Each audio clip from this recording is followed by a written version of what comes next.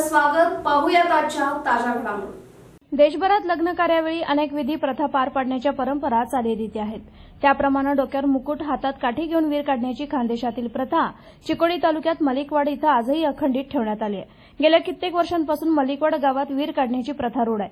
हलगी, कैताळ आणि घुमक्याचा निनाद आणि त्याच जोरावर डोक्यावर मुकुट, हातात काठी घेऊन वीर काढण्याची पद्धत असून घरातील ज्येष्ठ मुलाच्या लग्नापूर्वी ही प्रथा पार पाडण्यात येते. आपल्या पत्नीला वीरपती मिळावा यासाठी ही प्रथा पार पाडण्यात येते असा पूर्वीपासून समज आहे. खानदेशातील ही सदरची प्रथा मलिकवाड सारख्या ग्रामीण भागात आजही अखंडितपणे सुरू असल्याचं पाहायला मिळतंय.